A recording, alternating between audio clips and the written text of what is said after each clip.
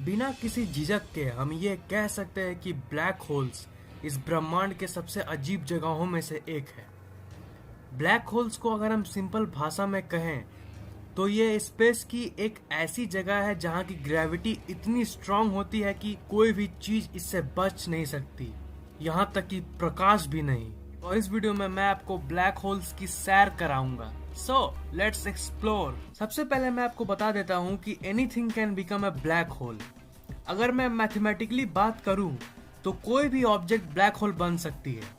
किसी भी चीज की डेंसिटी या घनत्व जितनी ज्यादा रहेगी उसकी ग्रेविटी यानी गुरुत्वाकर्षण शक्ति उतनी ज्यादा होगी।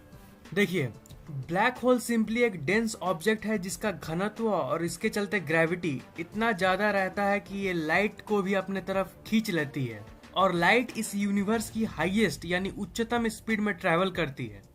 तो अगर लाइट बचकर नहीं निकल पाती तो बाकी सारी चीजें कहाँ से निकलेंगी? ब्लैक होल की ग्रेविटी से। पर किसी भी पदार्थ को ब्लैक होल बनाना तभी पॉसिबल है अगर हम किसी भी ऑब्जेक्ट को बहुत ही ज्यादा कॉम्प्रेस कर दें।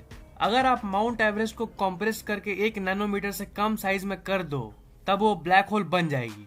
अगर आप धरती को कॉम्प्रेस करके एक मटर के दाने जितने कर दें तो धरती भी ब्लैक होल बन जा सकती है। वैसे भी हमें ऐसी टेक्नोलॉजी को निकालने की जरूरत भी नहीं है।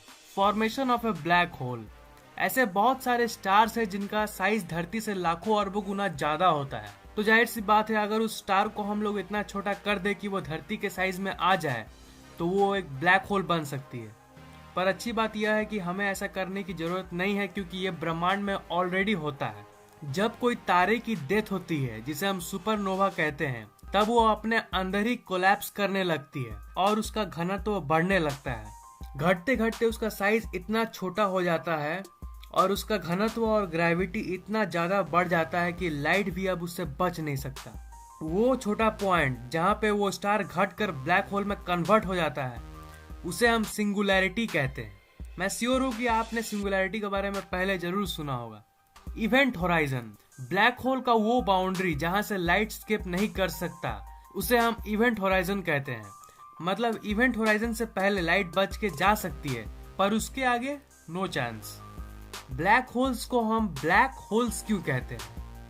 क्या आपको पता है कि ब्लैक होल्स को ब्लैक होल्स क्यों कहा जाता है? ब्लैक होल से लाइट स्केप नहीं कर सकती है। इसका मतलब ये नहीं है कि ब्लैक होल्स में लाइट नहीं होती है, पर वो जो लाइट है वो आपकी आंखों तक नहीं पहुंच पाती क्योंकि ब्लैक होल से लाइट बचकर नहीं जा सकती है। तो जब वहां से लाइट बचकर नहीं निकलेगी तो वो आपकी आंखों तक कैसे पहुंचेगी? इसलिए हमें ब्लैक दिखती है। Black holes effect time. Black holes time को भी इफेक्ट करती है। ब्लैक होल्स का घनत्व इतना ज्यादा होता है कि ये स्पेस टाइम को डिस्टॉर्ट कर देती है। जो ऑब्जेक्ट ब्लैक होल के सामने होता है वो ऑब्जेक्ट टाइम को धीरे अनुभव करता है।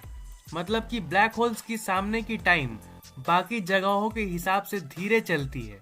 मान लीजिए आप एक स्पेसशिप में बैठे जो ब्लैक होल की चक्कर लगा रही है।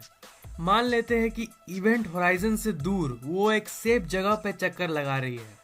उस समय स्पेसशिप के अंदर की टाइम बाहर के मुकाबले स्लो हो जाएगी और आप टाइम ट्रेवल कर पाओगे। अगर आप एक ब्लैक होल के अंदर गिर जाओगे तो क्या होगा? क्या आप जानना चाहते हैं कि अगर आप ब्लैक होल के अंदर गिरोगे तो क्या होगा? क्या सिंपली आप उसके अंदर चल जाओगे? नहीं, ऐसा नहीं होगा। असल में आपका शरीर एक रबर की तरह स्ट्रेच होगा जब आप उसके अंदर जाओगे। मैं आपको बताता हूँ ऐसा क्यों। मान लीजिए कि आप ब्लैक होल के अंदर जब गिर रहे हो तब आपका पैर ब्लैक होल के तरफ है। आपका बॉडी का वो पार्ट जो ब्लैक होल के करीब है, मतलब कि आपका पैर, वो ज्यादा गुरुत्वाकर्षण बल को अनुभव करेगा उसके मुकाबले जो पार्ट ब्लैक होल से दूर है, मतलब कि आपका सर।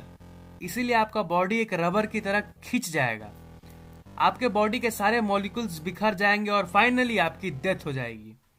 पर डरिए मत, ऐसा कभी होगा नहीं क्योंकि जो नियरेस्ट ब्लैक होल है वो हजारों प्रकाश वर्ष दूर है इस सौर मंडल से।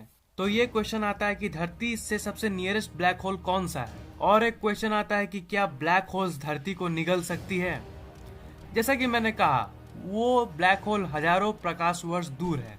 सिग्नियस X1 नाम का एक ब्लैक होल है जो धरती से 6000 प्रकाश वर्ष दूर है और उसका मास सूर्य से 15 गुना ज्यादा है।